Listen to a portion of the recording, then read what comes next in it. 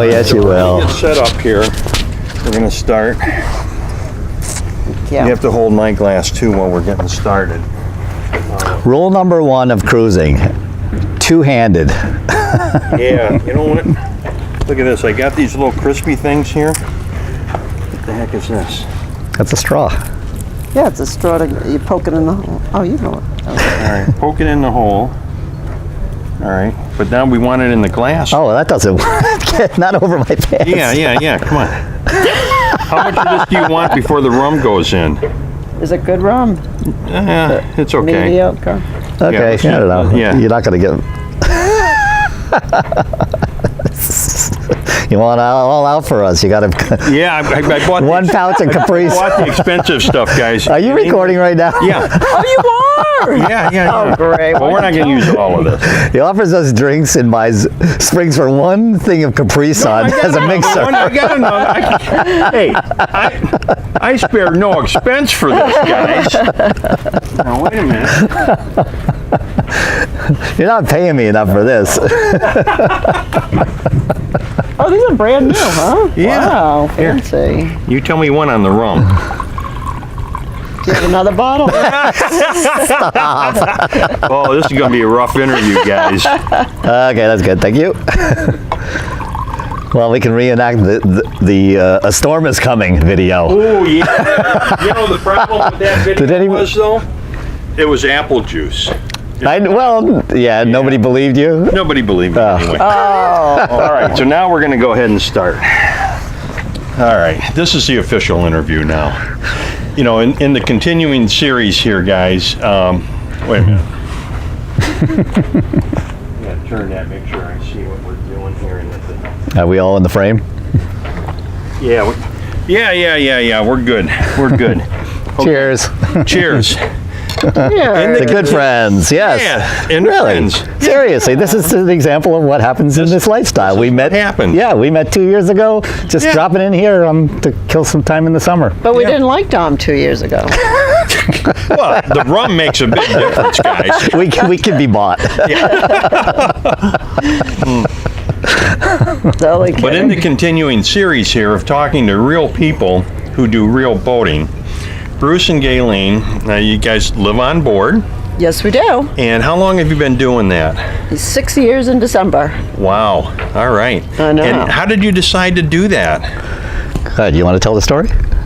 There was a story to it. No, it just happened. All right, then I'll tell it since you're Go going to do ahead. it. Go. That has always, to live aboard a boat and cruise the oceans has always been a dream of mine. Okay. And I even said that to Gayleen when we got married, and she told me I was crazy.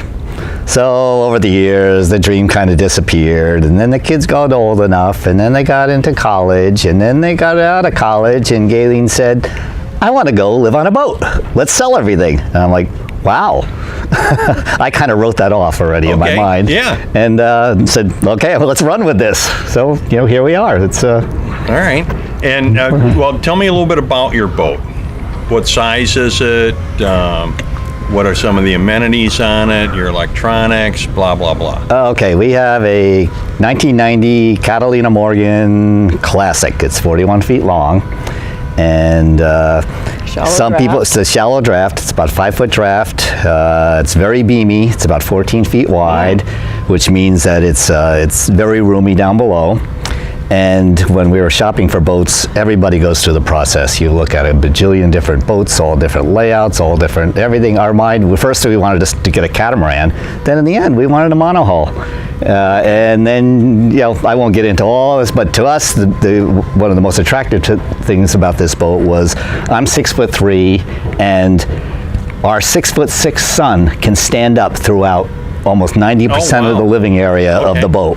So headroom, because we're living aboard and we spend a lot of time at anchor and down below, didn't want to be hunched over the whole time. Mm-hmm. So that's one of the very attractive things to me about the boat. Okay. Now, it's an older boat, it's solid, it came with pretty much everything we needed when we were doing our shopping. Well, if you want me to continue with this story, when we were doing our shopping, there was a point where I thought about the whole process after a couple of years and said, we really need to be buying a boat that was currently being used by full-time cruising liveaboards, because we really realized we didn't understand everything that needed to be on the boat. So we found this boat, it was listed for sale by owner, and basically said, everything you need is here, just come with your backpack and your clothes. Oh, all right. And that's true. It had everything, including spares for everything on board. You know, 2 extra alternators, extra starters, extra parts, extra everything. All the plates, the silverware, you name it, it was on it. Okay. It was equipped and everything worked too. It was equipped well for liveaboard long term. 1 large freezer, 1 large refrigerator.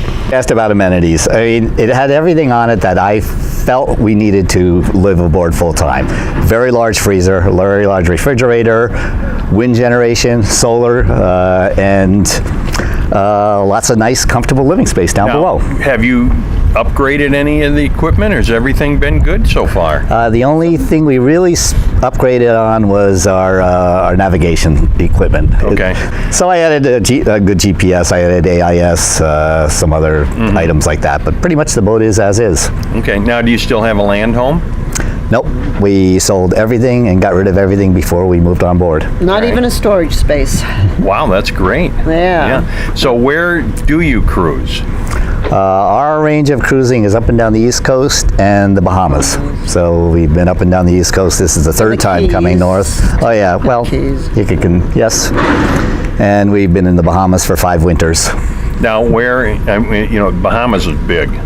Yes. There's a lot of, everybody, you know, thinks Bahamas is just that 1 or 2 islands. It's like 1,000 islands. Yeah, I mean, Yeah. I can relate the story. When we were buying the boat, the sellers were saying, well, where are you going to go? We're like, oh, we're going to go down to Grenada and the Virgin Islands. So they said, you know, have you ever been to the Bahamas? We said, well, no, we haven't. They said, you might want to take a look at it. And they were right. 5 full seasons there, and there's still very large parts we haven't seen yet. Incredible. So we've been to the Abacos, we've been to the Berry Islands, we've stopped at Andros, we've been down the Exumas, we've been to Luthra and that chain. So we've been from the pretty north much to all the major south, sections. all the major parts of the Bahamas. Yeah. Nice. The southern part is our favorite. Now, do you scuba dive? No. Or snorkel? Snorkel Yeah. quite a bit, yes. 'Cause So what else do you like to do when you're out on the boat? I know Gayleen's a swimmer from the pool. Somewhat, yeah. Yeah. Just hang out, look at the wildlife, and enjoy the weather, and take dinghy rides, and talk to other cruisers that are anchored nearby. Yeah. Go on land on the islands and explore those, or if we're on the mainland, go on mainland. Now, everybody always wants to know, how do you afford to and pay for all of that?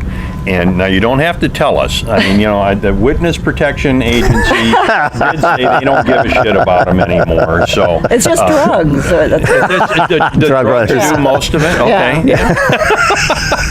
Here we go. Why are you laughing? Okay, you guys are going to be visited by.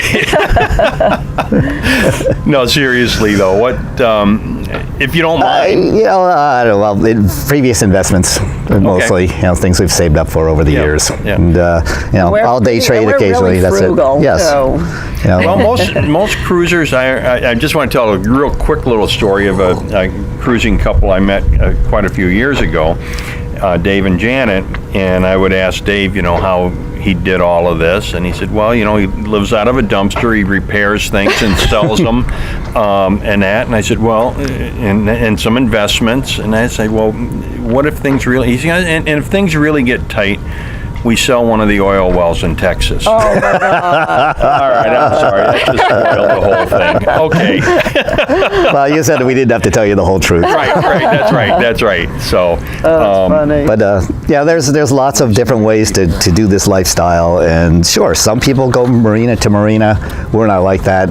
We're on the anchor as much as possible, mainly because we enjoy it. When you're out on a dock, you have a nice breeze. You have all On the dock, nature. on I mean, when you're out on anchor, nice breeze, all the wildlife going on around you, and you end up meeting the people that are the true cruisers out there. Now, what do you do for internet or phone, or you just kind of get off the grid when you're out there? You know, it's really hard to get off the grid now.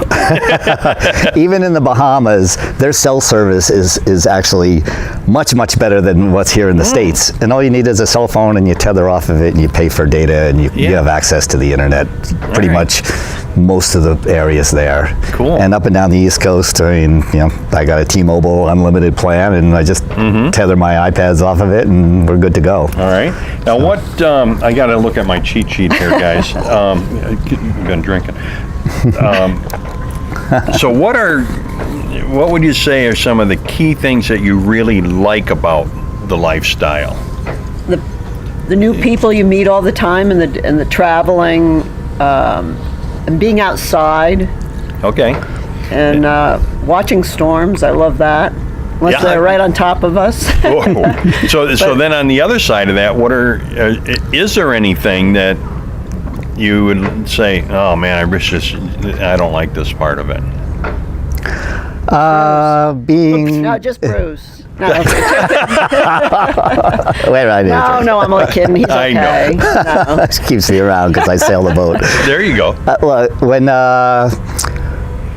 when you're on a boat and a hurricane's coming or a very large storm is coming and you need to prepare, and usually you're stressed out because you know this is coming several days in advance, or if you're finally prepared and you know just a normal front comes through and you're just being blown in and you're stuck at anchor and it's even too rough to take your dinghy ashore for 3 or 4 days, that can be tiring and wear you down. But I think mainly the stress of worrying and dealing with inclement weather that can really happen dig you. most of the time. It's not like that. So and so what advice would you give or have or suggestions for somebody who's thinking of doing what you guys are doing? Don't. Don't be funny. Do it. Don't hesitate. Do it. You can always buy a boat and then see what you like and don't like, and sell the boat and then get what you really need. Yeah. But untie the lines, get out off the dock, go see what it's like. Yeah, sooner is better than later. Exactly. Life is too short. Too many people sit there and dream, and then when it finally comes, you know, this whole retirement thing is rigged against you. You save and save and save and save and save, because at 65 you want to retire and move on a boat. Well, the actuarial tables, I think, tell you that 40% of those people won't either be alive or be in a physical condition to be able to do that at 65. Yeah. So do it as soon as you can. Don't wait. All right. And don't obsess over little things. Look at the big picture and not get bogged down about making sure you need to know every single electronic or every single this and that. But you should be somewhat mechanical. Or you need to know your boat. Yeah, because if you're not, then you better have a lot of money. Good point. Yes, good point. Because there are a few people who think they're who are not mechanical at all, or I don't know if you have to know a lot about the electronics. Yeah, but, electronics, yes. And then they can't, and they give up because they don't have the money to pay people to keep fixing their boat. So you got to have a little bit of knowledge there. Yeah. Or I'm ignorant, but I got my boy here. There you go. All right. Or just a can-do attitude. You know, it'll segue into some more things I'd like to talk about. But we'll do those on another interview. Yeah, oh, okay. I don't think you answer that one. No, it kind of goes with what we like about it. And I like to tell people that when we first got into the boat and started cruising, it was all about the destination. Oh, what's the next anchorage? What's the next island? What's this? And after about 2 years, we realized that this group of people that we're meeting along the way are very unique, fun, positive, the most giving people that we've ever met. And I like to say this has restored my faith in human nature.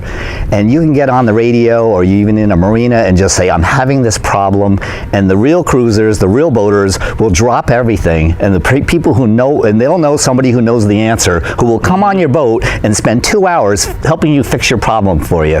Nice. in more of a pay it forward kind of approach.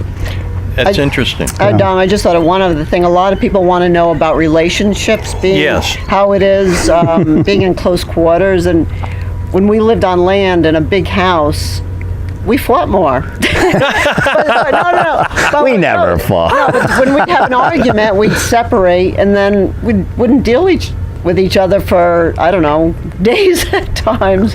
But on a boat, you have to get along with a person, so it would make us realize we got to get over our stupid shit for, quickly. Yeah. And we would, so actually our relationship has been better since we've been in close quarters, just because we have to deal with each other, and it's been, better. I like that. Yeah. I like that. I do too. Yeah. All right. Well, that's kind of an overview, guys. I mean, there's so much to learn about this, and I guess the other thing is you learn it as you go. If you're going to sit at shore and wait to learn everything, you're never going to leave. happen. Good point. Yeah. You're Excellent never point. going to leave. Right. You just got to get out there, and that's where you learn it. And people are there to help you if you need them. And that's a nice point to know. Yeah. Yeah. So, well, guys, thanks very much for the interview. You're welcome. I You're appreciate welcome. you Yeah. talking with me. Well, until next time, guys, happy and safe boating. to Safe you, travels. your family, and friends.